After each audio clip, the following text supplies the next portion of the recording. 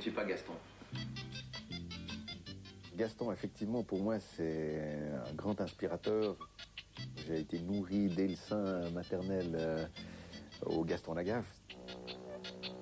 Ça a nourri beaucoup de mes fantasmes, beaucoup de mes rêves de jeunesse. Hey, salut Nicolas. Hey. Salut ce que je t'amène. Ouais, mauvaise nouvelle. Ben, une belle pile de courrier en retard. Caramba. Allô midi, s'il te plaît. Ouais, mais enfin... Je compte sur toi, hein, ciao. Ouais, mais bon, non, ouais. Serge, c'est plutôt le fonceur, c'est un peu le bulldozer comme ça, qui est très sûr de lui, puis qui fonce. Puis il m'a montré comment on travaillait la fibre de verre, il m'a montré comment on travaillait le fer, etc., la meuleuse et tout. Moi, je me suis plus occupé de la résistance des matériaux, la solidité, la praticité, tous ces trucs-là. Les trucs un peu moins poétiques, quoi.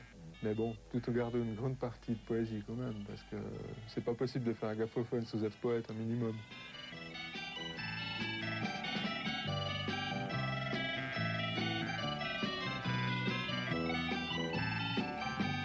Pour imaginer le son du gaffophone, on commence déjà à lire les onomatopées hein, dans la bande dessinée. On commence à les lire à haute voix, ensuite on les chante, on les crie, on les essaye avec différentes acoustiques, dans la baignoire, aux toilettes, à la cave.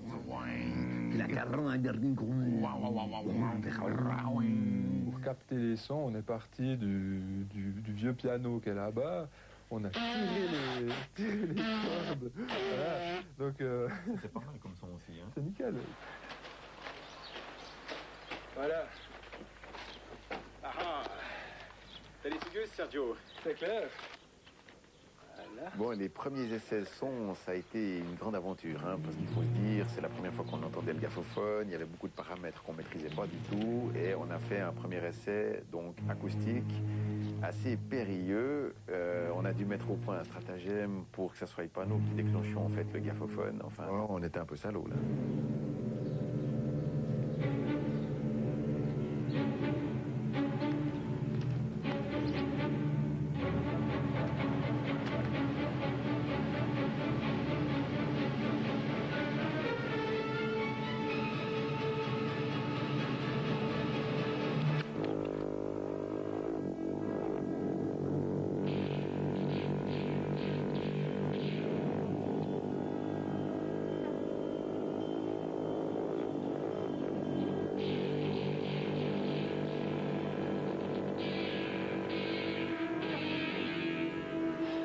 Putain, il y a des réglages à faire, hein.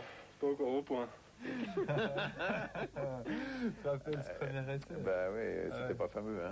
Alors voilà qu'après ces premiers essais, on a forcément changé un peu d'orientation vers quelque chose d'un peu plus civilisé, donc de plus maîtrisable, donc le son électronique. Alors, sous les jupes de la demoiselle se cache ceci.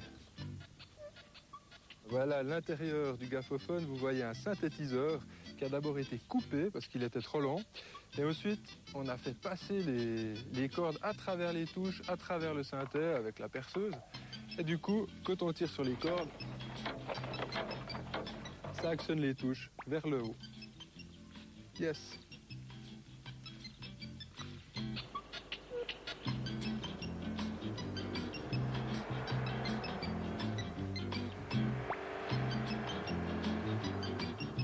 Le plaisir, c'est vraiment de le voir naître en 3D. Quand on peut commencer à faire le tour et puis à le regarder sous toutes les coutures, c'est là qu'on sait si on est sur le bon chemin ou pas. Mais pas de tout le début du travail, on ne savait pas si on était dans le vrai ou dans le faux. C'est ça la troisième dimension, hein, c'est entrer dans la matière, c'est une sorte d'incarnation, c'est l'incarnation du mythe.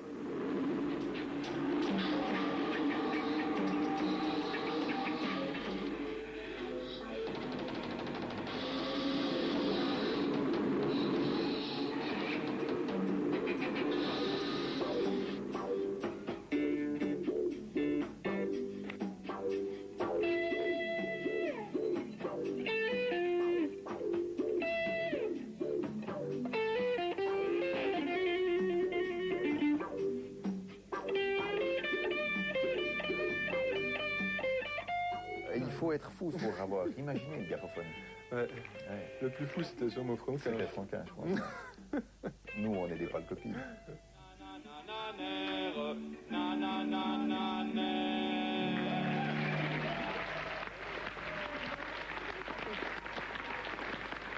ben, ça fait beaucoup de bruit.